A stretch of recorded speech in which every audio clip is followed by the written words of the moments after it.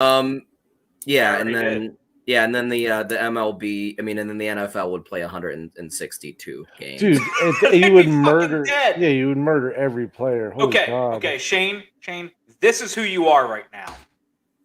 And that's a good place to be, baby. Oh my God, let's do it.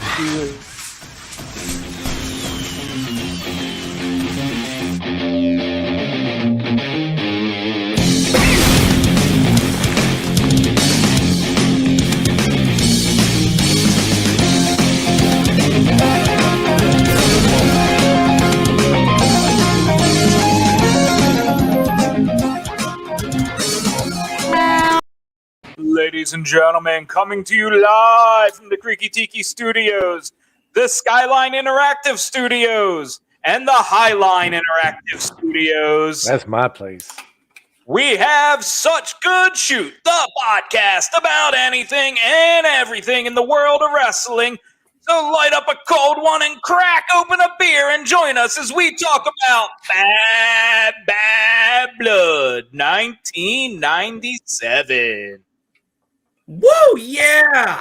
Wow, dude. Before we start, that was a wonderful intro.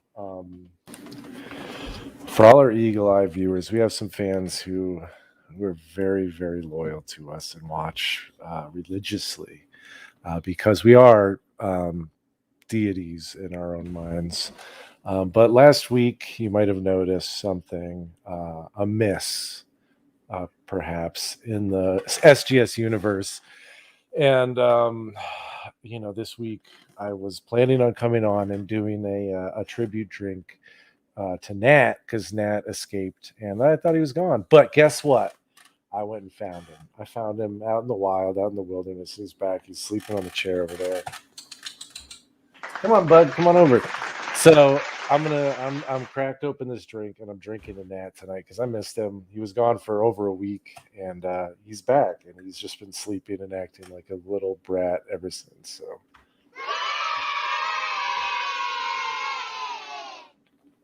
So what's everybody drinking tonight?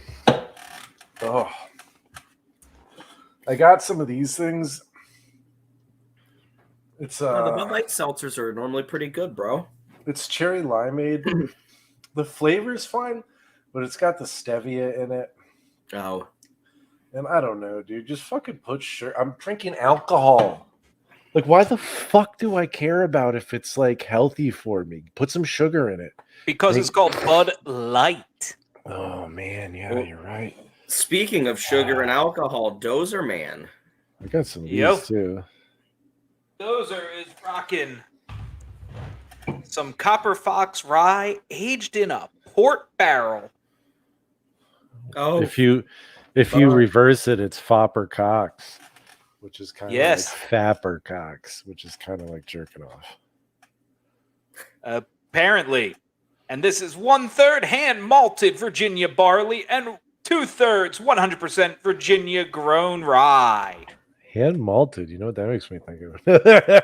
Shane, we all know what it makes you think of, Isaac. Shaney boy, what you got? Makes me think of.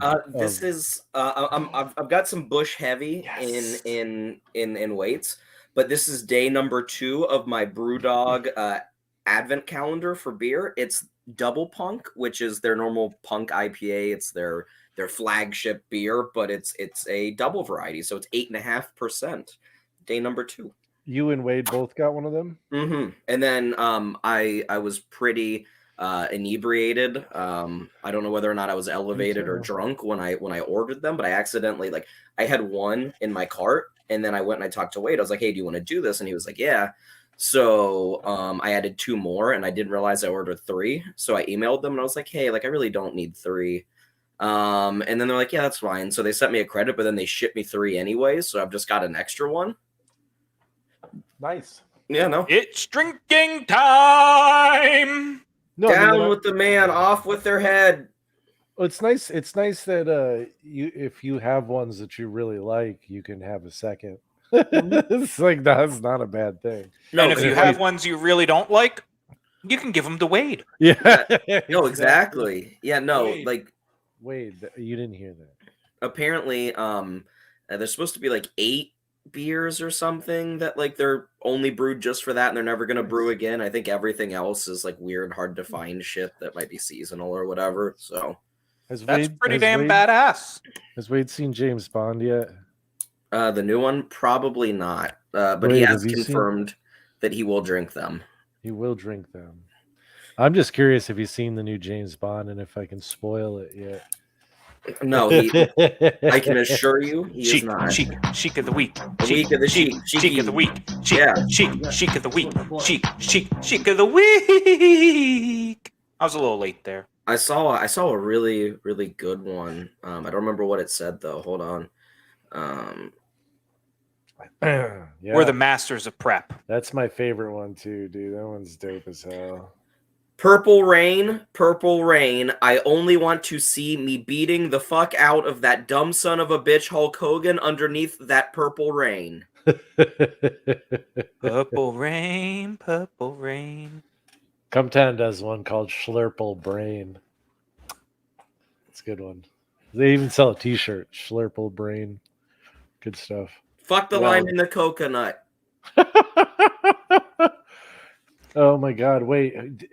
Do either you know who fucking wrote and sings Lime in the Coconut? I put the lime in the coconut. You know, mix it all up. I don't know who it is. I know the song. It's Nilsson. Same dude who did that fucking weird record, The Point. Have you guys ever heard that? Dozer, No. come on. Tell me you've heard The Point by Nilsson. No. Wow. The Point is like, dude, it's such a weird thing. It's like such a product of like the 60s and drugs, but it's like a full record, and it's a story about a kid who lives in a land where everyone has pointy heads, so everyone has a point, but his head is round, so everyone just says he's pointless, so he has to like go out in the world and try and find a point. And then in the end he realizes that he had a point all along, because everything has a point, because it's fucking Man, I hate that. And this somehow did not become some long convoluted dick joke. I am disappointed in them. And then he took it, and it was the point, and it was like just the tip, and that was his penis, and that was the joke. Thank you. I know. I should do stand-up comedia. I am very funny. That is open to interpretation at times. Oh, shit. You know, I think wrestling happened this week. Like, there was a great fucking Thanksgiving Day episode, because, you know, we weren't live last week. Shh, don't tell anybody. For Dynamite. I was trying to remember what we did. I was like, we did a show about getting stuffed and fucked. That was the after show. The main show was about fixing WWE. Yes, stuffed and fucked. Stuffed and fucked was what we aired on Pornhub later. But OnlyFans, putting things in your butt while explaining horror movies. I don't remember much about Dynamite other than it was really good. Like, I didn't watch this week's yet, so. Oh, okay. I've heard this week's is good. I did not watch last week's Dynamite. I did watch this week's, and it's and it's pretty good. I do think that we should touch on poor Cody's back, because he put himself through. He put himself through a flaming table, landed just square, like deadpan center, and just laid there. Like, that's what I thought. I was like, what are you doing? He popped out pretty quick, but it was still like the table was very on fire. I gotta say, they also used like the weird veneers on it, bro. Did you see like there was like a huge thing? That's what was fucking stuck to his back, and that's what burnt the shit out of him. Well, it was also like a lot. She put a lot of the Zippo fluid on it. And I don't know. Did you watch that Dark Side of the Ring on fucking like on the hardcore wrestling shit? And there's like the one dude that like literally caught himself on fire because they put too much of the lighter fluid on. And it's like it soaked him, dude. But I also don't think they used enough. So they did WWE did a whole documentary type thing on the Edge Foley match from WrestleMania 22. My favorite match of all time. Where Foley went through the flaming table and Edge went head first into the flaming table. And they talked about how after the match, like by the time they're getting to the spot, all the flame retardant gels rubbed off. Yeah. They don't have shit on them anymore. Now, granted, Foley wears clothes. Edge really doesn't, and he dove headfirst into a flaming fucking table. Yeah, it's crazy. And they use and I'm sure that they use the safest fluid possible for that. And I think AEW literally just went and bought the Zippo fluid. Well, hopefully they found a better pyrotechnic team to hire for that than did the Moxley Omega Exploding Ring of Death Doomsday device match. Let's be honest. Let's be honest. Which one of those things did more damage? Oh, the flaming table, brother. Yeah, dude. It did damage. It's that's got to be on the botchamania. I am the table. The only thing that the exploding death match thing accomplished is it made Eddie Kingston look weak for a little bit. Yeah, Eddie Kingston looked like a big old bitch. But I will say Eddie Kingston and Daniel Bryan on fucking Rampage. Was it Bryan? No. Who was it? Daniel Garcia. I think that's who it was. God damn, my notes are all over the place. But it was a fucking good match. Daniel Garcia.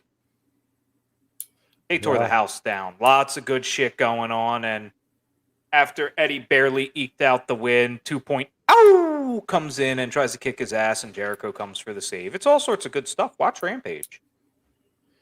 Yeah. Is that your go-to show these days, Dozer? Yes, it's an hour long. You know how fucking great that is? I mean, it was one of the reasons I like Lucha Underground. I have time to watch an hour. Yeah, I mean, it's usually 3 matches with not a whole lot of storyline development either, so it's just bung, bung, bung. Yeah, and you had Cole and Fish taking on Orange Cassidy and Wheeler Yuta. That didn't suck. A Cole and Fish. That sounds like a fish you put in your butt. I don't know. It sounds absolutely undisputed. And there was Riho versus Britt Baker, which there was. How was that? How was that?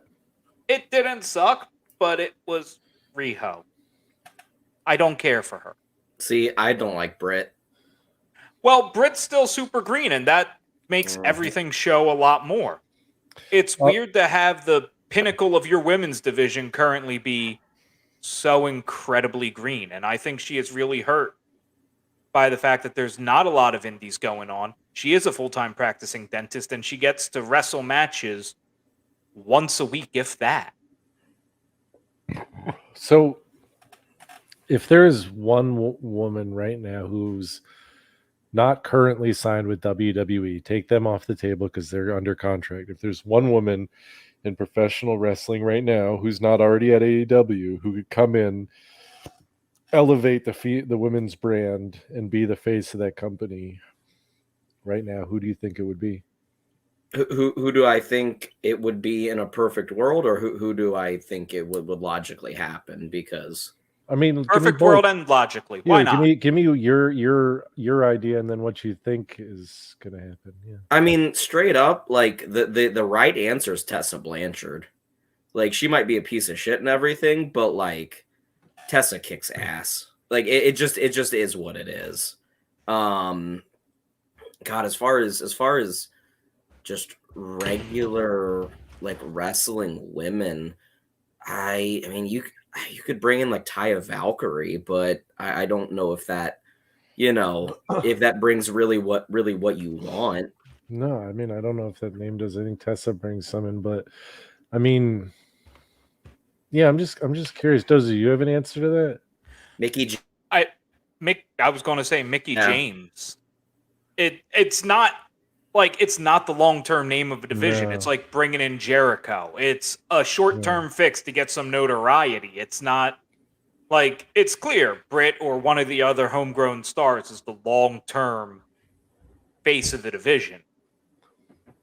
But there needs to be something to really elevate them. But the problem is women's wrestlers have a shorter career. And they've had less time to build that brand and the exposure on the mainstream level that make them household names, at least in the wrestling community. It just hasn't been as long a stretch. The names that come to my mind, and I don't know if she's still under contract with WWE. I know she's like, if she is, it's under a weird one, but I don't know what her health looks like. But Paige, I think, could be somebody that could really make a difference. Paige is my dark horse for 2022 returning to the ring. Yeah, And I mean that'd be huge. And I think there's a decent chance it's with AEW. She's young enough. She's got all the fucking talent in the world. Mm-hmm. I mean, if we're talking people who are retired that were fantasy booking coming back, I mean the real right answer is AJ Lee. That was going to be my last one. That was going to be my last question. Is because that's the first one that comes to my mind is AJ, and I'm just curious as to like, I mean. I'm curious as to how fans would react to her these days, but I do think that she being the one who really, in a lot of ways, kicked off the women's revolution on the main roster and sort of started really taking things in a more serious direction, and like her pipe bomb was incredible. I know she could work really well. Here's my fear: it's that she could come back if she comes back in AEW, because we know she already has that creative director of whatever of WoW when they come back next year, I think it is. Okay. But if she comes into AEW, there's too high of a likelihood she will just be overshadowed as CM Punk's wife. I mean, that's the hard part is, and she deserves way more than that. She absolutely does, but. We're not gonna have to worry about it because Punk has said over and over again that her neck is too fucked up to even for her to even want to do it. Yeah, I take everything these fuckers say with a grain of salt, though. When it's something indefinite, I'll never wrestle again. He said. Here's the thing: I don't think at any of the companies AJ could command a high enough price to make it worth the risk. Whereas, say Punk or Daniel Bryan, if they were injured, the price they could command could make it worth the risk. They just don't value the women that high, and it's not right. But AEW also has way more women than they have time to showcase women's wrestling. Rampage needs Dozer. I know you're gonna hate me. Rampage needs to go 2 hours, man. Cut into that second half of SmackDown. I mean, it needs to. I don't hate you on that. Yeah. I still think, and I don't think I floated this on the air. I think I just floated this in the chat. I think the right idea right now for AEW is to take Elevation, make it a Saturday morning show. You just clean it up just a little. The show is practically PG as it is. You just clean it up a little for Saturday mornings, and then you still release the PG-13 or R version, whatever you want to call it, on YouTube the following Monday. But you get that early show in, you're getting more TV time, and you're trying to hook new viewers. No new viewer is going to YouTube. You're not hooking the kids by going to YouTube. That doesn't help with the women though. I mean, you're relegating them to fucking Shotgun Saturday Night, man. I'm not saying move the women there. I'm saying they need to add the hour, and they need to add another. They need to add not another show, but just increase the distribution of an existing show. Oh, you're saying move Rampage to 2 and add the Elevation to Saturday. Okay. Yes. I thought you were saying Saturday morning in replacement. I was like, what are you talking about? Like that's not. No, that's not the same thing at all. No, but part of the reason I brought that up is on Elevation and on Dark, they do showcase a lot more women's matches. But they're the old school style of, here is somebody taking on Jobber number 4.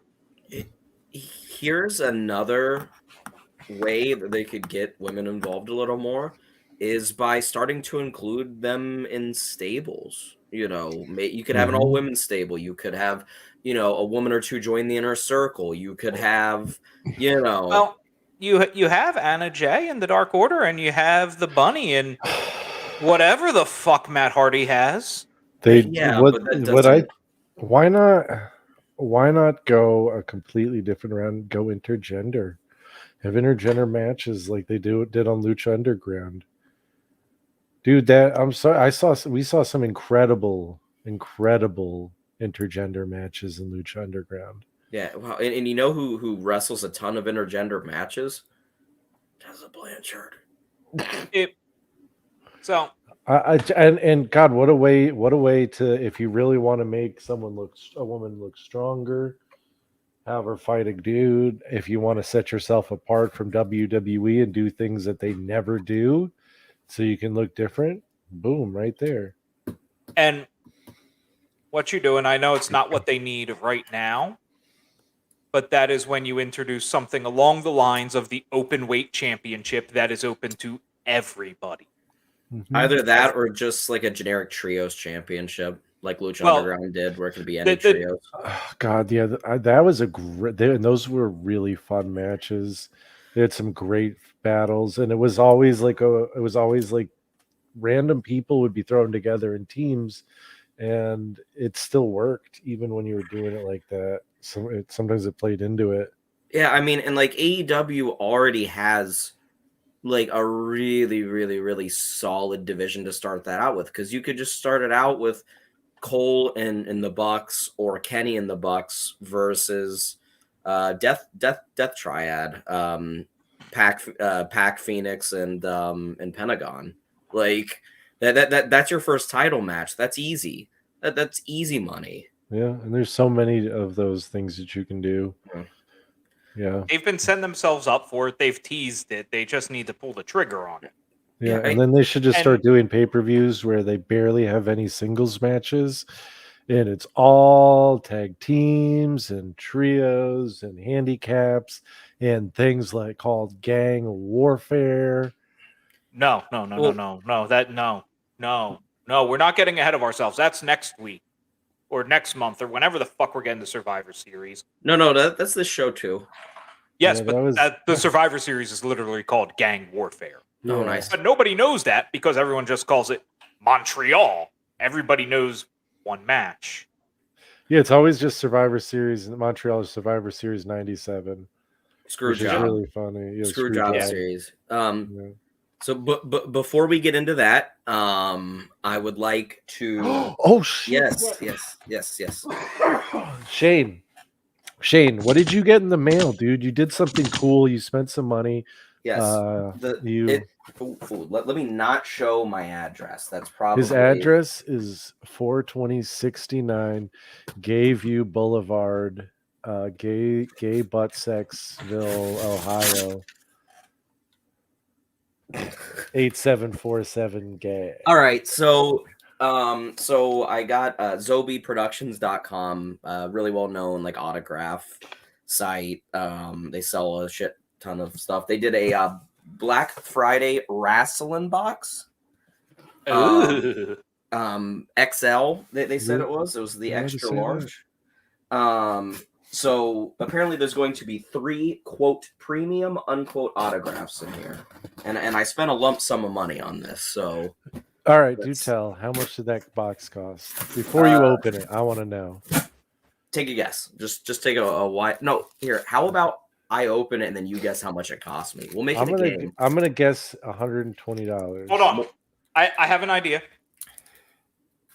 Just write it down. Or pretend to write it down because I'm the only one who keeps paper at their desk. Hey, fuck off, dude. I got a pen right here. I got a paper right here.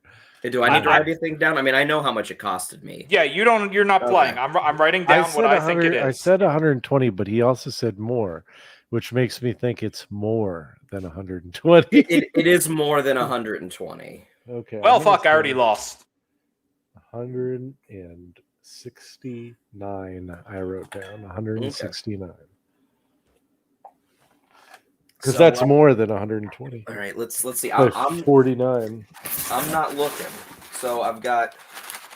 You got some paper. I got some paper. Oh, it's okay. So there is, I believe, a an autographed Pop Funko in here. Open that bitch. Let's go. Well, I've got 2 8x10s as well. I don't care. So, I don't care. You start at the beginning. All right, here. I That's the can't. first thing. Oh, it's in some plastic. Can you guys see what that is?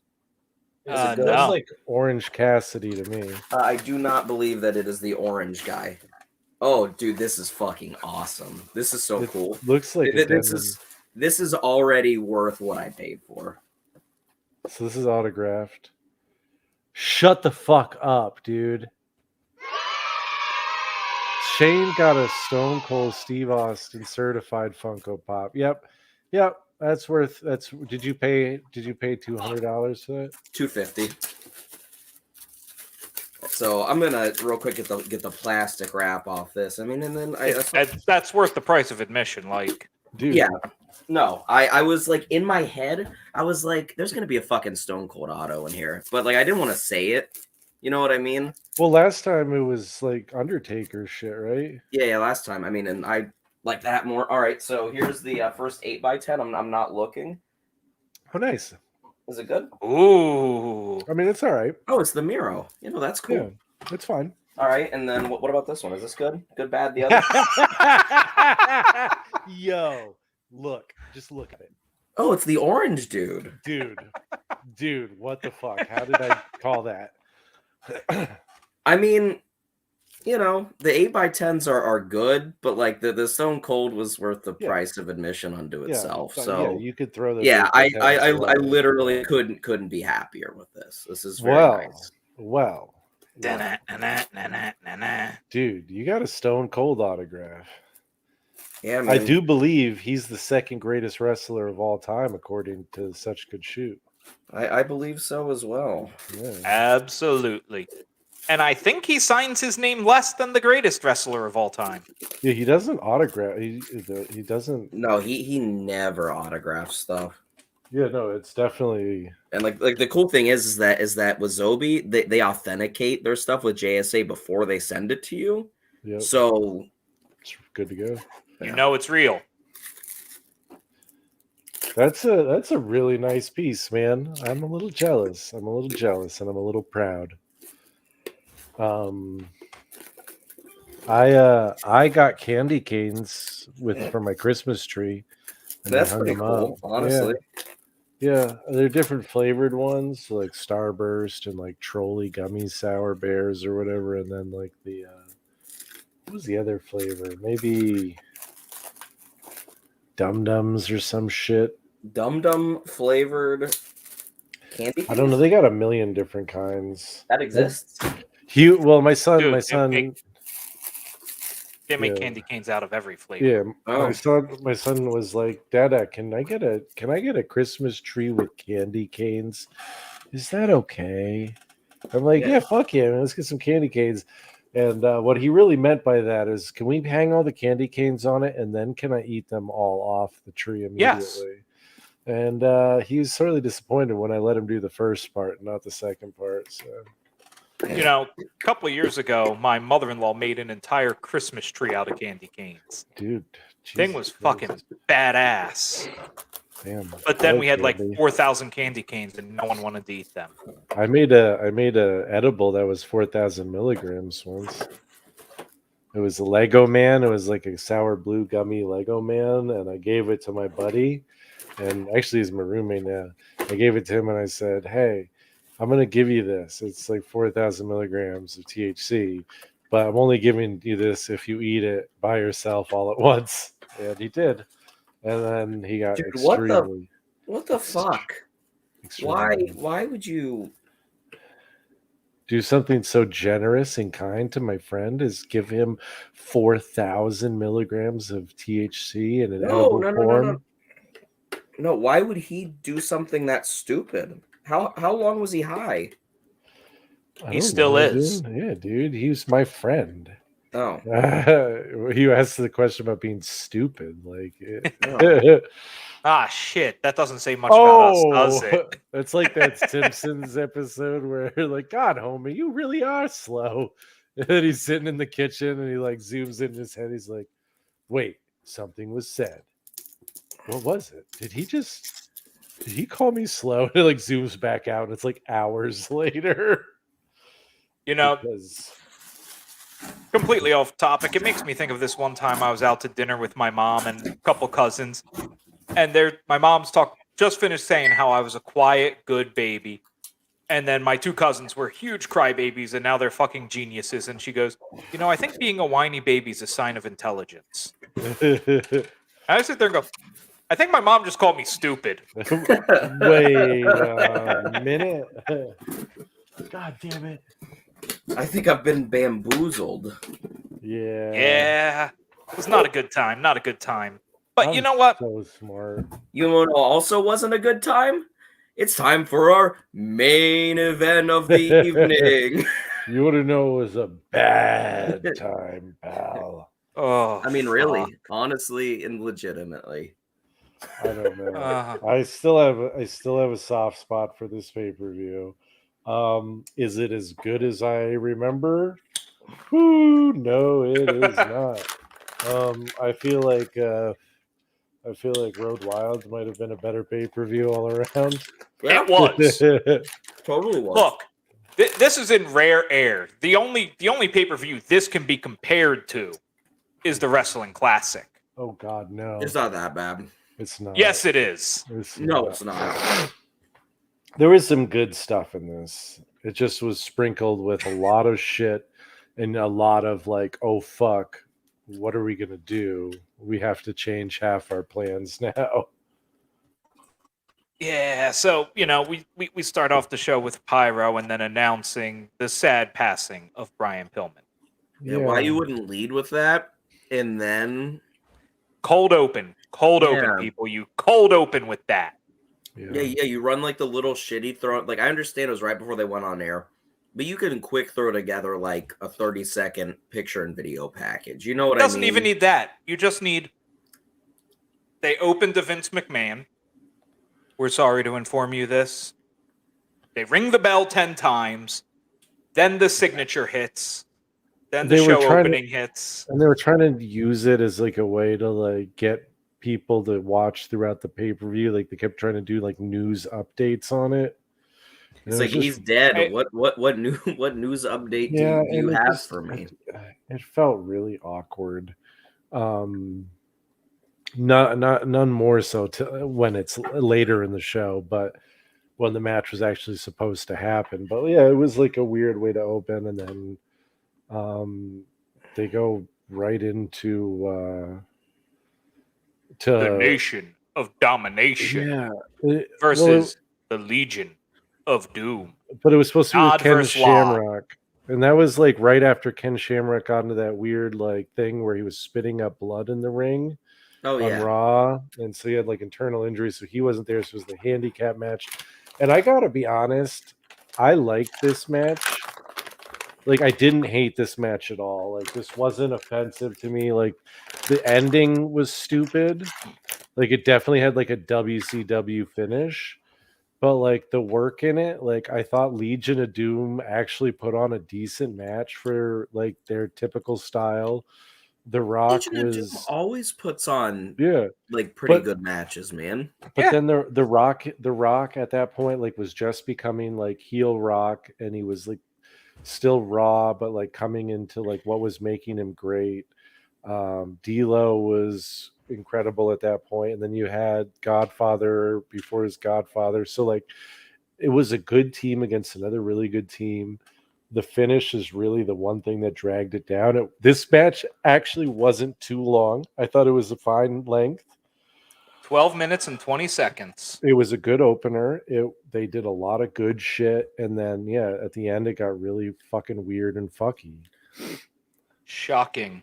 Yeah, it was, I mean, it was okay. I didn't like how early in the match they did the same, like, not spot, but they did the same, like, thing with The Rock twice in a row where he rolls out of the ring and he starts yelling at the crowd, and then D'Lo and Kama have to run over to him and like, don't fucking worry about the like, and it was literally the same thing twice in a row. It was the exact, and I was like, well, what are you doing? But I mean, it was, I don't know, it was just like it made some sense in the context of like his story at that point, which was him coming from being the baby face in the crowd, hating him so much, and it getting to him to the point where he turned on them and joined the nation. And so like they are like, but You just don't have to do it twice. you know, you don't have to do And it, or you can do especially it twice, but not that in the close. same way that close together. Yeah. But I mean that it wasn't enough to throw me off the actual in-ring work and what was going on. LOD, yeah, they did some great shit. They beat the hell out of each other. And like I said, for the match itself, like it was fine. It definitely lost points. Probably a full star rating because of the fucking ending. I don't even remember what was the finish. I remember being mad. Farouk came down and like distracted him, and it was one of those things where like you shouldn't need Farouk's help. Well, it wasn't even that. Yeah, it was a handicap match, but it was like they had already looked weak, and like he came down right as like the hot tag had come in and Hawk or whatever cleared house and like was about to beat him. And then Farouk comes down, they get distracted, and there's like a sloppy finish, and like it just was fucky. And then yeah, it really took away. So for me, it loses a whole star on that. And I want to say 2 stars on this one. It wasn't. It would have been higher had there been a good finish. You rated a 3 before? Well, if they had given it fucking mind, if they had given this a great finish, it would have been a 3-star match. But the finish sucked balls, so it was 2. Yeah, that's before he watched the rest of the show. Yeah, I mean, it was like okay. Like I said, the issue is with. I came in at this point. I was still like, this is my favorite pay-per-view, right? And I was like, this is all right. This isn't as good. And then I'm like, ooh, this finish sucks. The issue is like with handicap matches is they're inherently unbelievable because like there's only one team that should win, and that's the team with less people. And there are matches that have made it work, and this one made it work okay. I mean, everyone knows and respects LOD. It only worked because it is LOD. Yeah, exactly. But it worked to the point that like the nation looked terrible. They looked like big bitches. Yeah. Did not help. I don't know. They lost their rappers. I didn't hate it, and I think it was enough for like probably like a 1.5. See, we're pretty close, dude. We're half fucking star off, dude. Yeah, but if it would have been like a normal, like even if this was a normal finish, it probably would have been like maybe like a 1.75 for me. If this had been a good finish without the sloppiness, it would have been a great match. Dozer, all in all, I gave it a 2.5. I've rather enjoyed it, but there was a lot of slop and a lot of shit, and it just didn't work. And I'm going to come right off the bat and say this is my second highest rated match of the night, so you don't have much to look forward to. I think I might have one a little bit higher than this one, other than... Wait a minute. Okay, good Lord. Okay. I'm like, that's not... Like, you can't begin to tell me that was that bad. Okay, and now we have the Meltzer. Yes. What does Uncle Dave say? 3.5. Not applicable. He didn't rate it. Oh. He gave this a no rating? What? Why? I checked 3 separate websites. There is no rating for this match. What an idiot. Dude, he's such a fucking cockhole. That brings us to the first filler match, because apparently there were required to be 2 filler matches for this pay-per-view, where we have Max Mini and Mini Nova taking on Mosaic and Tarantula in a mini tag match under odd rules because they couldn't decide what rules they were following. This was literally like they went to these guys right before the show and were like, hey, and they even said it. This is where it was like offensive because like they literally like we were going to have a match between Mick Foley and Brian Pillman, and obviously we can't do that. So here's something we think you're really going to enjoy. And they send out fucking midgets in masks to fucking wrestle a bullshit like. I mean, it was just they were little people in masks that we had seen before, but like I get what you're saying, but also at the same time, like, I don't know. I mean, to go from we're mourning the death of Brian Pillman to that's the greatest little thing I've ever seen. I mean, but like, what? It's pretty drastic. I mean, but honestly, like, what are you supposed to do? Are you gonna like I don't go, hey, I don't like, know. yeah, exactly. I mean, like, I I don't like it wasn't good. No. Like, it wasn't in like I don't necessarily was think in it was bad in great taste. It was But I mean, what the hell else are you supposed to do?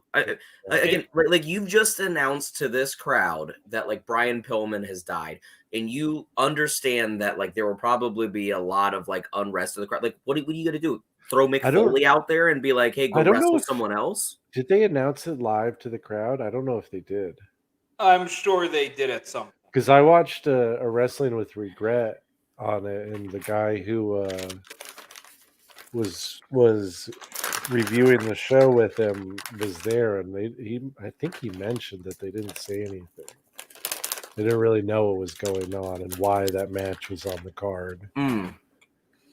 I mean, so like, I think it was a regardless of any very of weird. that- I think it was a weird show for anyone who was there live. But yeah, regardless of that, the match itself for a mini lucha match was like, it was fine. It was funny because the finish, like one of them is, he's got the other one pinned, and one of the guys runs in and very, very obviously breaks up the pin, and the ref just counts to 3 anyway.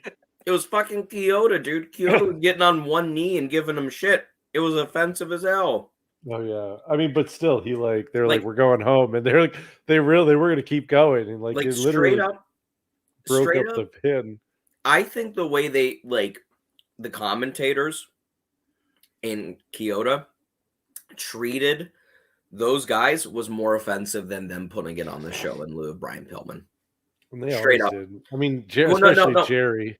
I mean, he was laying it in. Oh yeah, like bad. I mean, as far as the match itself goes, it was everything we've seen from these guys, a couple times. Bad. It just didn't matter. Yeah, no, I mean, and I didn't want to watch it because it was supposed to be Brian Pillman, even though, given the condition Brian Pillman was in, it was probably a better match than what Who knows what him and Foley could have done if he was in a decent shape. I'm just saying that Brian Pillman at this point was so fucked up. Yeah, I mean, and we've seen. I mean, he couldn't wrestle. But yeah, I mean, and one thing I do want to mention, speaking of commentary, is this is officially Vince McMahon's last night on commentary on pay-per-view. And then we get into pay-per-view he ever called.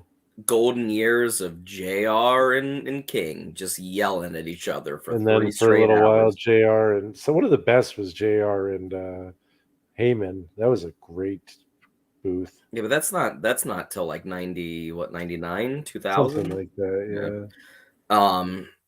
Yeah, I mean, the match itself was, if you haven't seen these guys wrestle on like in your house or whatever, I'm sure it's relatively impressive and exciting. But given we've seen better out of them. Yeah, given the circumstances, given how sloppy it was at points, given the really fucked finish, given everything else, I don't.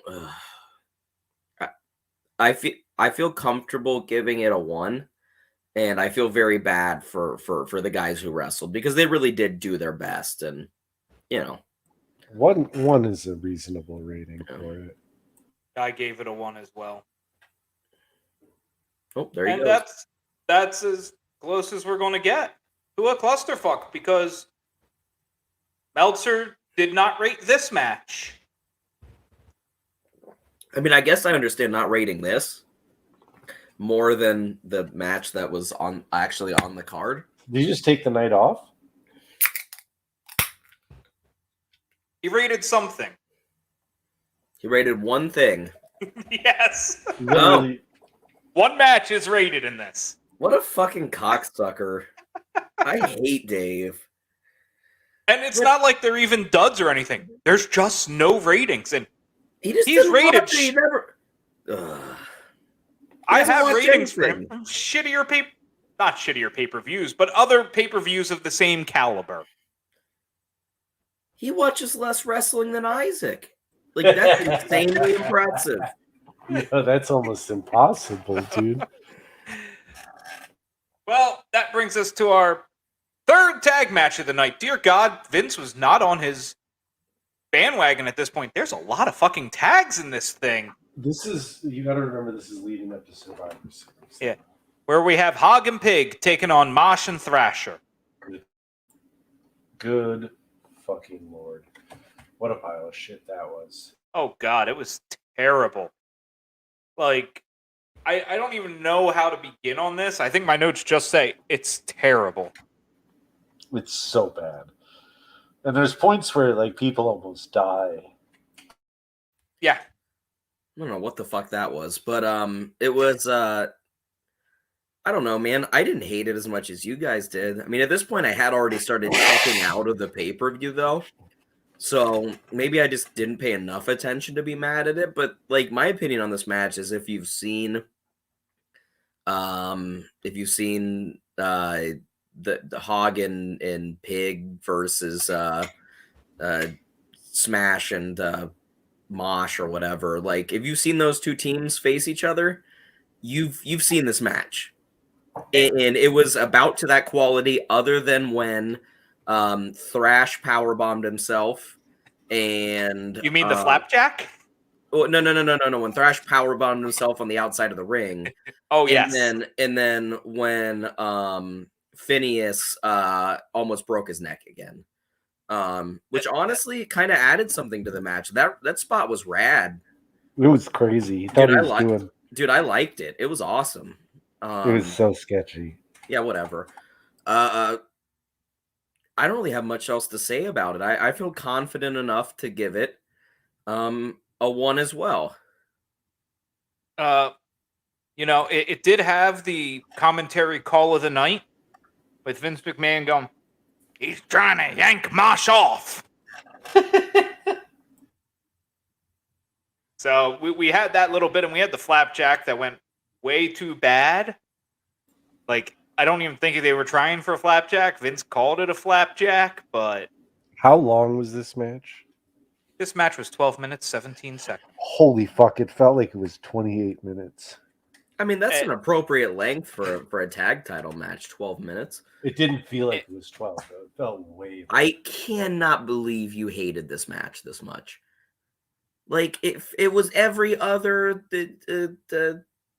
what are their team names? Help me, Dozer. The Mosh, Thrash and Mosh, the headbangers. Headbangers and the Godwins. The Godwins, yes. It was every one of their other matches except with extreme added danger done to themselves. It was awesome. It was like every one of their matches except botchy as hell. It was trash, dude. It was cool, dude. And it went on Vince forever. Dropping a VMA reference, trying to sound hip and cool. Oh yeah, and then making fun of him for not knowing who Typo Negative was or something. Yeah, dude, I mean, honestly, the match should get rated higher because of the cool T-shirts that Mosher and Thrasher always wear. Whatever fucking extra points they get for their shirts, they lose for spitting in the air and catching it in their mouth or rubbing in their hair. That shit is gross. Dude. Oh, because spitting up in the air and catching it is worse than just having it in your mouth. Yeah, it is actually. Because they put it back in their mouth. You spit it out. It's gross, dude. It's gross. I'm only into if I'm gonna put something in my mouth, it's gonna be a butthole. Okay. Man, and so what do you rate this match, Isaac? Oh, what did I rate the last one? A 1. Oh fuck, dude, this was a 1. Yeah, I was gonna say you can't tell me it was worse than that. It wasn't. But I tell you what, that spot where he fucking did the weird fake Hurricane Rana where he fucking power bombed himself, and then Godwin just did the fucking front flip was horrendous. And then the one where, because he thought he was going to do a back body drop and they thought they were doing a flapjack, and that's how he almost died. But you know what? He didn't, and a guy power bombed himself, and for that, the match is great. Dozer? Yeah. I initially had it at a 2, but I have come back and reconsidered. and it's getting a 1. I've determined the 2 is purely because 10-year-old me really liked the Headbangers. Yeah. And I liked their reunion tour a couple years ago. You have to also give both of these teams some credit because both of them for being 1997 in the WWF, they both were trying some kind of cool new tandem moves, right? Like the Headbangers did like the neck and shoulders on the rope lifted up, and then the other guy did like the running splash over the top. I thought that was kind of cool. You know, they were both at least trying some stuff. Might not have worked. Isaac, are you okay, dude?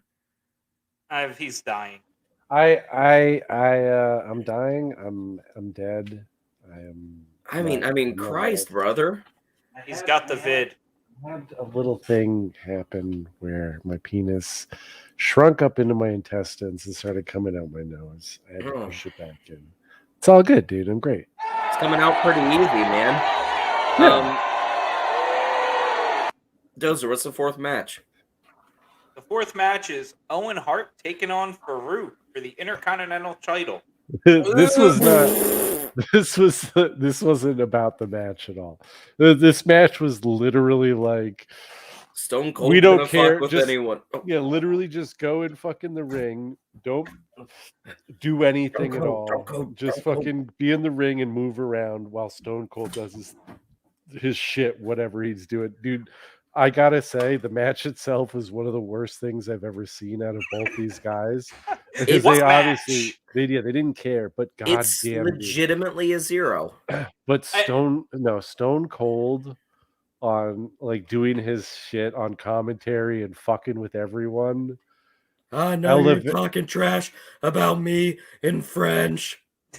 Yeah, I don't know. That made it worthwhile. But God, the match itself was there was a match in the ring, and it's as close to a 0 as I can get. But I do give it a 0.25 because it is legitimately a 0. Like the match itself didn't matter. They could have turned this into Stone Cold just talking trash to people and then giving Owen Hart the title. They could have done that and then not had Farouk look like an asshole. Not had Owen Hart look like an asshole. The best part is fucking the commentary being like, why would he do that? Why would he get Owen's the champion now? Why would he do that? Oh my god. My god. Oh, so good. Yeah, trash.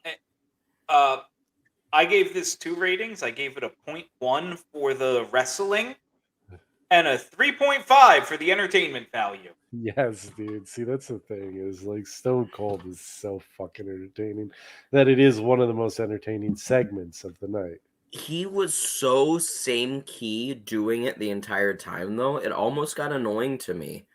Like it was to the point where I was like, please just shut the fuck up and can we wrestle? Like, oh, come on. It was better than anything else on this show, really. I mean, yeah, whatever. What? All right. That Meltzer did not rate. Correct. DNR. I swear to God, if this was the fucking match he rated, can you imagine? No. Yeah, he rated this one. This was 4.5 stars, man. If it had been in the Tokyo Dome. So that brings us to 8-Ball, Chains, and Crush and Skull taking on Jesus Castillo Jr., Jose Estrada Jr., Miguel Perez, and Savio Vega. Sorry. Hold on. Sorry. Miguel Perez Jr. They're all juniors really except Savio. This is really bad. Miguel Perez Jr. is the fucking dude who's like hairier than Albert in his Los Boricuas were legitimately terrible. They both were pretty bad tag teams. I'm not gonna lie. I have this written as DOA was not good. Crush and his clones versus Savio and his clones. So when I was watching the Wrestling with Regret, here's the thing that they brought up: to instead of just doing this fucking gang warfare, fucking whatever, basic Survivor Series match before Survivor Series, why not do like a gang warfare where it's fucking Savio versus Crush? with both of their members outside acting as lumberjacks, basically, to lead into Survivor Series actual gang warfare with the factions fighting instead of just doing it twice in a row, because this match sucked so hard. And I feel like and think about the last show we watched. We had the same thing, except the Nation was involved. yes, You've and all seen these this- guys come out of the Nation. That's the other Like, thing. is it's- they literally could have just given them actual gang weapons and then just said fight to the death, and it probably would have been more entertaining than what we got here. And obviously this was a product of Owen Hart's passing. But I mean, Pillman. Pillman. I mean, why did I say Pillman? Yeah, but I mean, still, like there Not Owen was Hart, gonna be a match between DOA and fucking Los Boricuas, because it was leading up to the fucking whole gang warfare thing at Survivor Series. This was added after the fact, though. Yeah, this is. I believe they said this was a match they added because of Pillman's Yeah. This wasn't supposed to happen. This is just what they chose. Yeah. This is another filler But match. they were still building to this feud. This feud was still like in the process of working. It wasn't like they weren't gonna fucking continue with this to the next pay-per-view, because Survivor Series was already being built around this before this night. Yeah, but also like it was way worse than the minis match.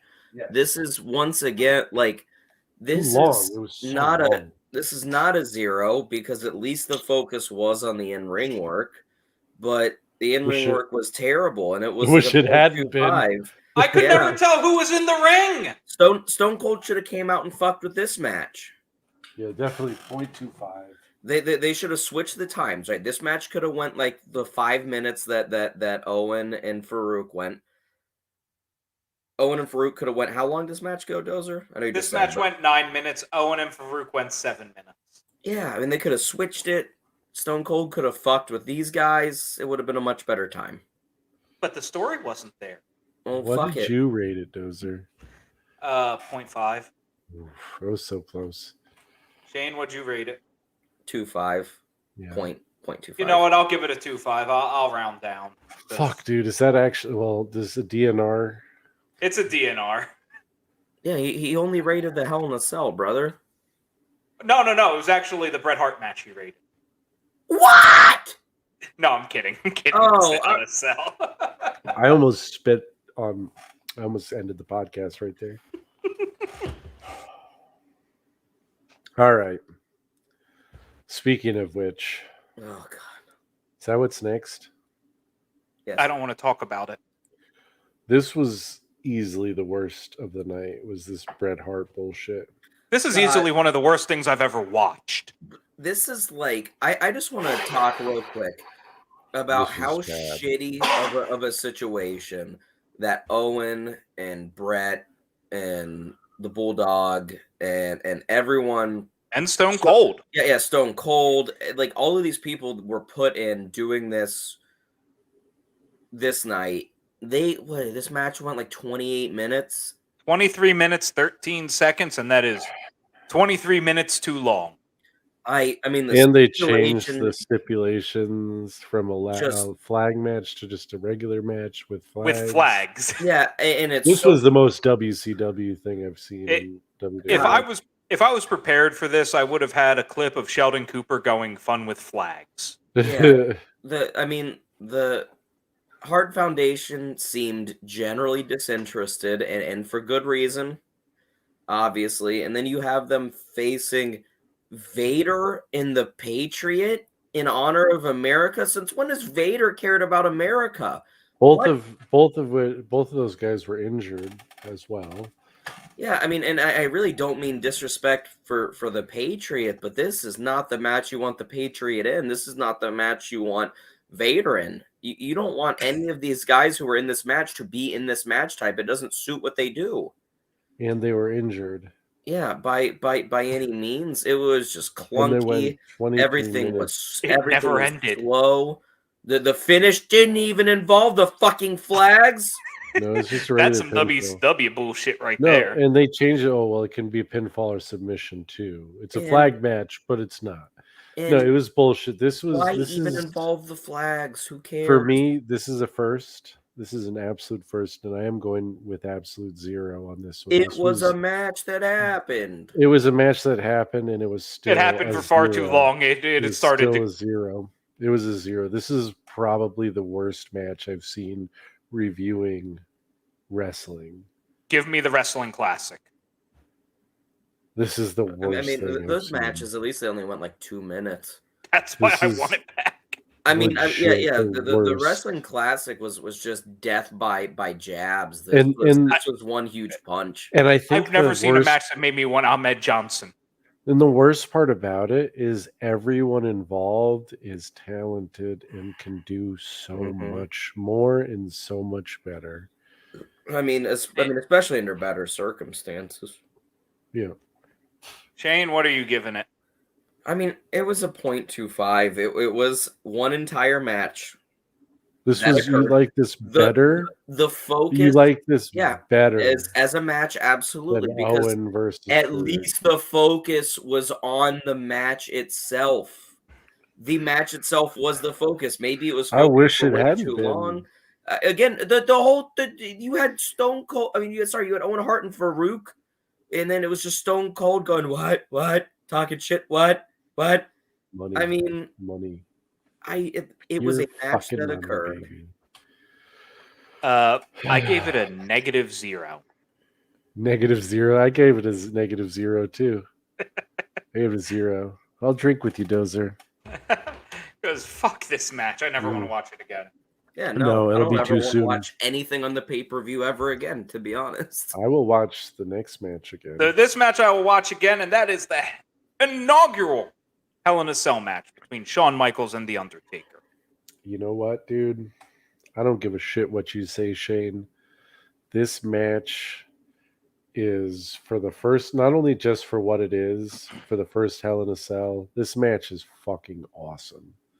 Even without Kane's debut at the end, it's a good match. It's a really good match, considering like this is the first time they've ever used that structure. All the shit they managed to do in it, the fucking the color Shawn gets is incredible. It makes the fucking match look all that more dangerous. I loved the way they got the cell door open. I thought that was great, and I way wish better than busting through the side. And I wish they would do it again. Honestly, I think it's something that you could do Undertaker again. versus Shawn Michaels? No, the beating up the cameraman and having him legit like, oh, he's injured, we got to get him out of there because he's just a camera guy, and then opening it up and having that be how they battle around the thing, go up on top of the cell. They fucking do some shit up on top of the cell that was like looked great. It looked sketchy as hell. And then Shawn taking the bump through the fucking Spanish announce table looked sick. There was just so much that they managed to do, and they made it feel dangerous and exciting and new. And like, fuck, man. That Shawn Michaels bump is great until what happens the following. And that's the biggest issue is that you can't look at that though. That hasn't happened yet. Isaac makes his own rules, dude. I'll make my own rules. The issue is that the very next Hell in a Cell match that they have is better than this match. It's more entertaining and it's more impactful. This match was very, very, very excellent for being the first Hell in a Cell match. But what I can tell you is that they have done so much more and they have had so many better actual matches inside Hell in a Cell. This match feels old. This match feels slow, which is a Undertaker around this time issue. It is old. Yeah, you're right. But that's the whole thing. It's the original. And that's fine. And there's plenty of originals. It's like trying to compare Michaels and Razor versus a TLC match. Yeah, I mean, Shawn Michaels and Razor holds up better comparative to ladder matches nowadays than this match does against even the very next Hell in a Cell match that they had. I think if you take a Hell in a Cell match, this Hell in a Cell match, and put it up against any Hell in a Cell match in the last 5 years, this one is more violent. Well, it's more violent than anything since they made the cage taller and nobody's really gone on top. I mean, bro, Randy Orton and Senior Hardy had that one match, and he stuck the fucking screwdriver through his ear. So, I don't know about that. I don't think it's bad. It's obviously by far the best match of the night, and even unto itself, I don't think it's a bad match. Shawn sold the hell. This is a match to watch. The rest of this pay-per-view, for fuck's sake, never watch it. Yeah, it's not worth it. But this match is not like, if you were to say, do you want to watch this pay-per-view to watch this match? The answer would be no. I would not suffer through the rest of that pay-per-view to get here. And there are matches that I would do that on horrible pay-per-views, even if you were to change around. It's not that good because spoiler alert. It's the same thing for the next pay-per-view. Yeah, it's not better than Foley versus Taker. I'm not trying to say it's better than Foley versus Taker, but I'm also biased as a Foley mark. This is a 4-star match, but it's only a 4-star because it was the very first Hell in a Cell, and also obviously Kane's debut is something you have to include, which is a huge moment for the company. And honestly, Kane's debut is probably the single best pulled off debut they've ever done in the history of WWF. Yeah, I mean, it was very good. But if you take out Kane's debut and you switch this match and then the Taker Foley match, like you switch them, this is now 2 and that's now 1.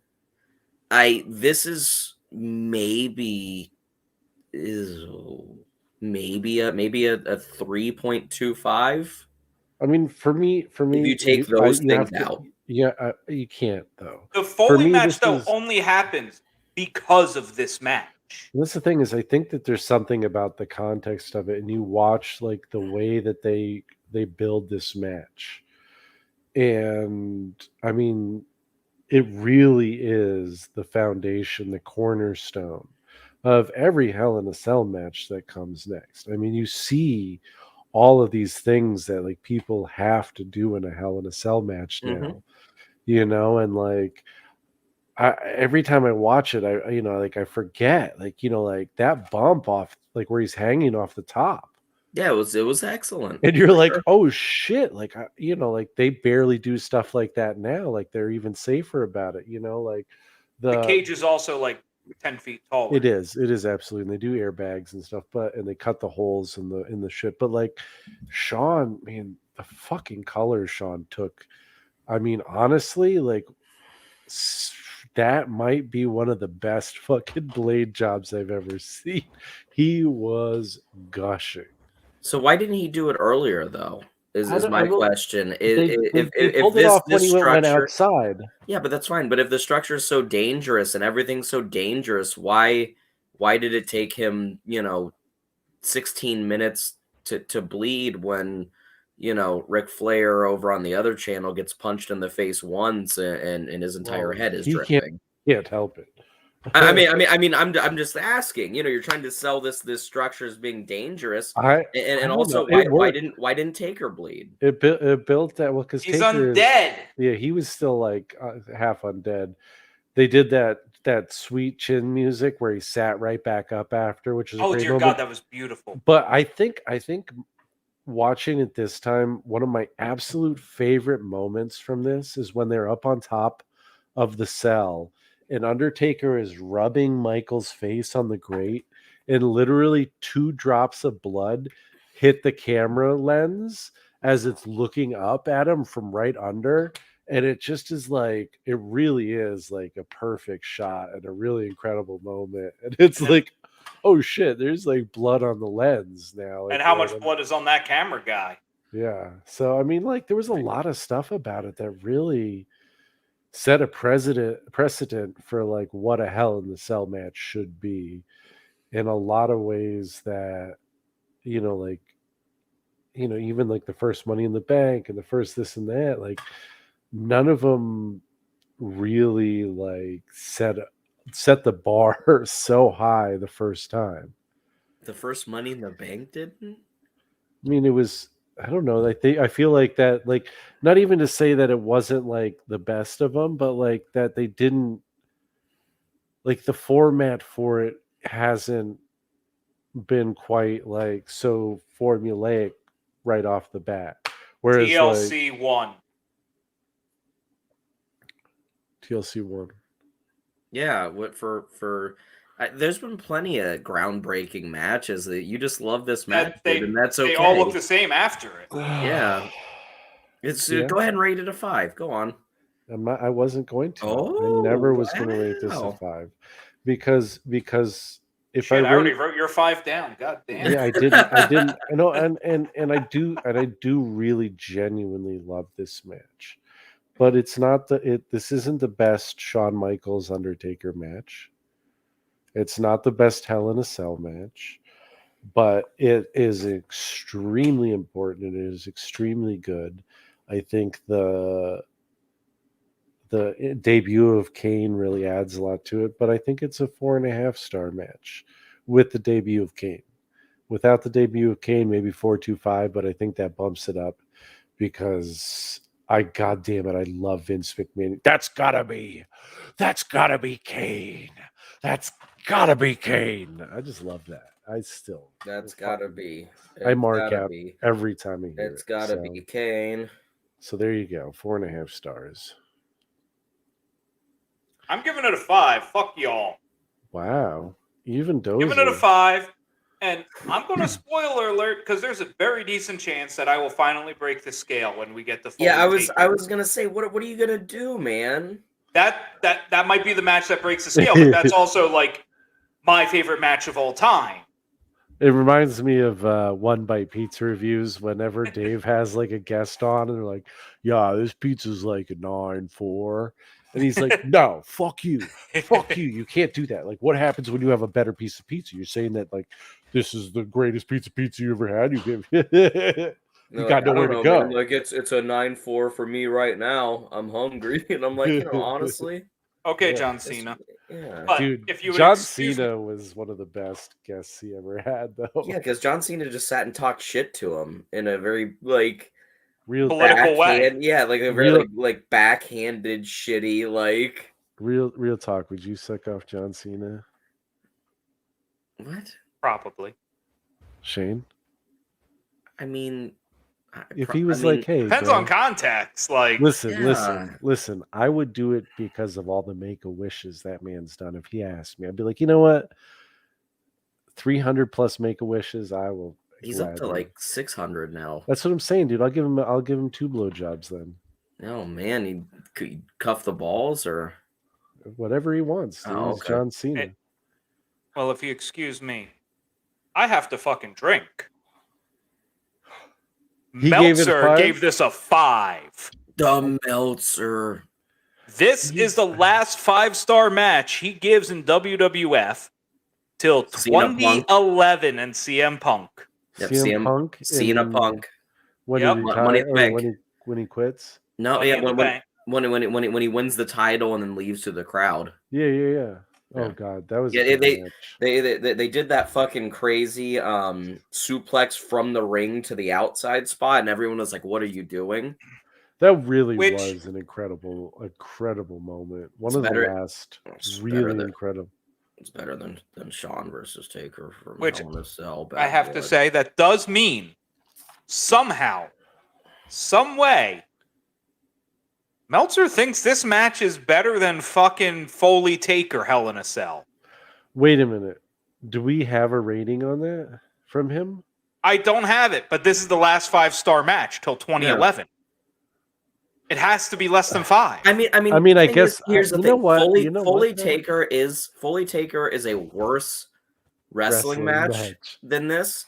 But as far as being a very 15 minutes of people standing around being like, "Is he dead?" a very important spectacle to like the history of professional wrestling and like the Daredevil culture that would come in like mainstream spots. I fully Taker is leaps and bounds more important than this match was, and other than Kane debuting. So I pulled it up, and he did give Foley Taker 4.5. I think he's right. I think he's right. I do think as a wrestling match. I'm just letting you know now. I'm going to give it a 5 for sure. But yes, I'm going to give that a 5 too. Okay. I feel like we should give it a 4.5 out of 4.5 though. No, we should not get a clusterfuck. Oh, come on. What happened to your testicles? They're gone, brother. And that would be a full house, not a clusterfuck. Oh yeah, sorry. So Dozer, do you have anything else to add, or overall rating? Well, my style of doing it did not really benefit this night at all. That gives us a 1.37. Ouch. This is one of the worst pay-per-views Dozer has ever rated. It's really like a 1.5 overall. Like I said, I would not watch the main event if it meant that I had to watch the rest of the show. And I'm gonna be honest, I don't know the next time I'll watch the main event. Yeah, I'll watch the main event again. I will never watch the rest of this show. No, I feel bad because I've been talking about this for a while now. And, yeah, dude, you were excited for us to review this shit. I was. I really was. It's half the reason we're reviewing 97. And, that's the whole reason. And goddamn, dude, it sucks. This pay-per-view sucked fucking. I don't even know, dude, because I would say ass, but I like that. It's horrible, dude. It was not good. I'm so sorry. This sucks Nia Jax's hole. It sucked capitalist policies. Yeah, it was really not good. There's still the nostalgia of the "It's Got to Be Kane" for me, and that everyone loves that. Oh my God, those are nice. That was a good. ASMR, dude. It's gonna be. I gotta go 2 stars for the whole thing. So, depending how we calculate, goddamn, I love that main event. What did my law of averages thing? Oh, I haven't done that out yet. Give me a minute. I have Meltzer's still up on the screen. Okay. His is a 5, depending how we calculate Meltzer's, if we count the did not rates as did not rates, so we can only rate it on the one. It's a 5-star pay-per-view. This is the best pay-per-view he's ever seen. If we count them as zeros, it is a spot 71428571428571443. Very nice. Yeah, I think he's just a piece of shit, so it doesn't count. Yeah. And Isaac, your law of averages. What's my Dozer rating for the pay-per-view? Kenneth Omega is my hero. I just wanted everyone to hear that. I'm wearing this shirt because Kenny Omega is the greatest wrestler of all time. Isaac, your total show rating is a 1.2857. This is my favorite pay-per-view. Is 1.2. Oh God, I'm sorry. This is not. You had the fucking gall to give it a 2.5. Is that what you rated? This isn't my. No, I gave it a 2. The whole show a 2, and that was just because I really liked the main event. And the first match wasn't bad. But yeah, and you gave it a 1.1428. I gotta say, I am sorry. I'm so fucking sorry. I don't know what's wrong with me. This is not my favorite pay-per-view anymore, which kind of sucks. Because, like, I wish we hadn't done this because I could be like, hey, I'm still living in my fantasy world where, like, this is a great pay-per-view and, like, the midgets were a lot of fun. And, but yeah, no. Shane. Yes. I don't have the ratings in front of me, but I know they're better than this. Our favorite pay-per-view definitely rates higher than Isaac's favorite pay-per-view. What's your guys' favorite? ECW One Night Stand. Oh, absolutely. Yeah. Oh. We did definitely review that, and we reviewed it, but I don't have. That was before I kept track of the ratings. Yeah, this was it was definitely better than this shit, dude. Do you have a list of all the ratings of all the shows in front of you that we've rated? Not in front of me. No, They're like, all what- on we didn't- notepads like this somewhere.